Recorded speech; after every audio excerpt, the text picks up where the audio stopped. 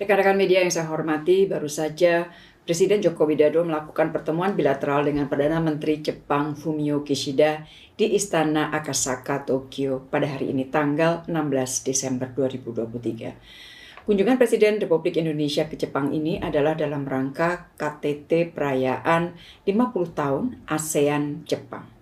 Jadi besok pada tanggal 17 Desember Bapak Presiden akan memimpin bersama KTT ASEAN Jepang mengingat Indonesia masih memegang keketuaan ASEAN. Dan KTT ASEAN Jepang ini juga merupakan kegiatan besar terakhir keketuaan Indonesia di ASEAN. Sementara lusa 18 Desember, Presiden akan hadir dalam KTT AZEC atau Asia Zero Emission Community dan dilanjutkan dengan luncheon bersama dengan kalangan bisnis Jepang serta melakukan courtesy call ke Kaisar Jepang bersama para pemimpin ASEAN lainnya. Pertemuan bilateral dengan PM Jepang, kedua pemimpin menyambut baik selesainya perundingan substantif protokol perubahan IJPA, Indonesia-Japan Economic Partnership Agreement. Sebagaimana diketahui teman-teman, proses perundingan protokol perubahan ini memakan waktu yang cukup lama, sejak 2019. Saat ini tengah dilakukan proses legal scrubbing untuk penyamaan konteks bahasa hukum, dan setelah proses ini selesai akan dilakukan proses penerjemahan dan ratifikasi di parlemen sesuai prosedur masing-masing negara.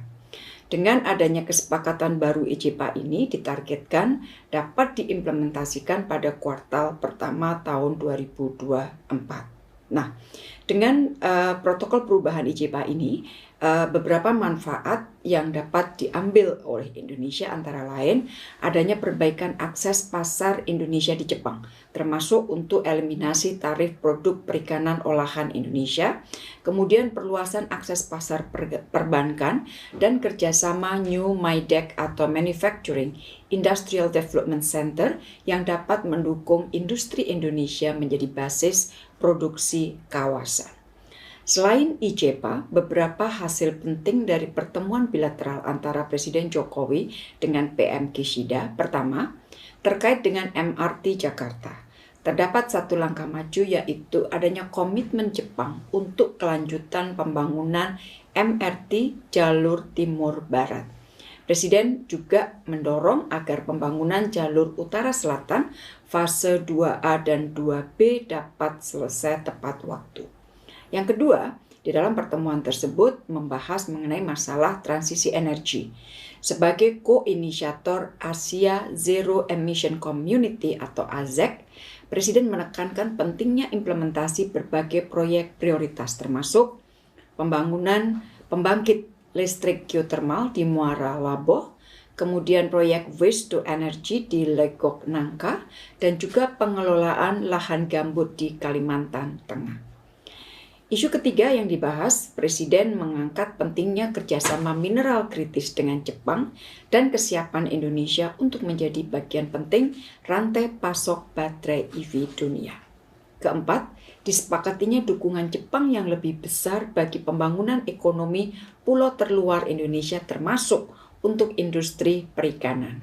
Dalam pertemuan, Presiden juga mengangkat isu Palestina, dan bagi Indonesia, tiga hal penting yang selalu ditekankan oleh Presiden. Pertama adalah pentingnya terus mengupayakan gencatan senjata secara permanen. Yang kedua, memastikan bantuan kemanusiaan yang berkelanjutan. Dan yang ketiga, mendorong segera dimulainya proses damai untuk mencapai penyelesaian dua negara. Rekan-rekan media yang saya hormati, sebagai hasil atau deliverables dari kunjungan bilateral ini, beberapa hal yang dapat di-highlight, yaitu pertama adanya hibah kapal patroli Jepang kepada Bakamla dengan nilai 9 miliar yen atau setara US dollar 63,3 juta kalau kita menghitungnya dengan kurs saat ini. Hibah kapal ini akan digunakan untuk meningkatkan kapasitas kemaritiman, termasuk dari sisi penegakan hukum. Yang kedua, adanya pledge Jepang untuk mempercepat pembangunan MRT jalur Timur Barat dengan target groundbreaking Agustus 2024. Yang ketiga, adanya MOU antara Rumah Sakit Jantung dan Pembuluh Darah Harapan Kita dengan Tokushukai Medical Cooperation senilai 10 miliar yen, dan kerjasama ini bertujuan untuk meningkatkan pelayanan kardiovaskular di kawasan Asia. Setelah pertemuan bilateral, Presiden RI dan PM Jepang juga menerima 2 dokumen proposal sebagai hasil dari side event. Hasil dari side event ASEAN-Japan Young Business Leaders Summit dan ASEAN-Japan Gen Z Business Leaders Summit. Proposal dari Young Business Leaders Summit berisi upaya untuk memperkuat implementasi ASEAN-Japan Co-Creation Ecosystem yang terdiri dari 4 pilar, yaitu penguatan kolaborasi pelaku bisnis ASEAN dan Jepang, termasuk tentunya untuk startup dan UMKM. Yang kedua, pengembangan inovasi dan pembangunan ekosistem startup. Yang ketiga, pembangunan berkelanjutan. Dan yang keempat, pembangunan inklusif yang didorong oleh AI dan Deep Tech.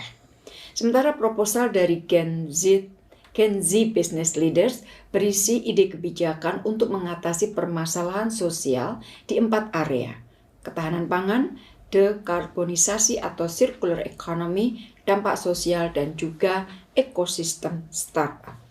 Rekan-rekan media yang saya hormati, selain kegiatan Presiden Republik Indonesia tadi pagi, saya bersama dengan Menteri Luar Negeri Jepang Kamikawa Yoko juga menjadi pembicara pada talk show Women and Peace and Security yang diselenggarakan oleh Sasakawa Peace Foundation. Dalam pidato saya mengangkat pentingnya perspektif perempuan di tengah dunia yang divided, guna memperkuat saling pemahaman atau kesaling pahaman untuk membangun jembatan terhadap perbedaan dan untuk membangun inklusivitas. Peran perempuan krusial bagi peace process karena perempuan mampu melihat lebih detail dan mampu melakukan engagement dengan local community secara inklusif.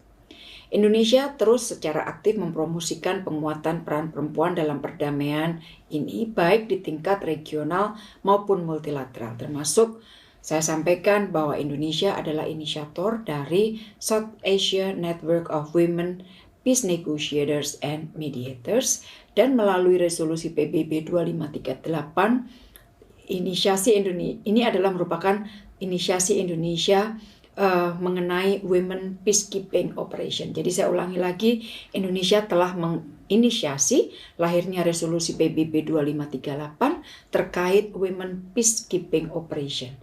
Dan hingga saat ini terdapat lebih dari 119 Women Peacekeepers Indonesia di 7 misi perdamaian PBB. Selain itu, kemarin setiba saya di Tokyo tanggal 15 Desember, saya juga telah meresmikan gedung baru KBRI Tokyo. Yang juga turut hadir di dalam acara peresmian adalah State Minister for Foreign Affairs Mr. Suji Kyoto dan juga Menteri ESDM Pak Arifin Tasrif. Saya sampaikan bahwa gedung baru KBRI ini fits for purpose, baik untuk kebutuhan fisik maupun misi diplomatik yang diemban oleh KBRI Tokyo. Demikian rekan-rekan yang dapat saya sampaikan. Hasil pertemuan KTT ASEAN Jepang dan pertemuan terkait lainnya akan disampaikan secara terpisah. Terima kasih.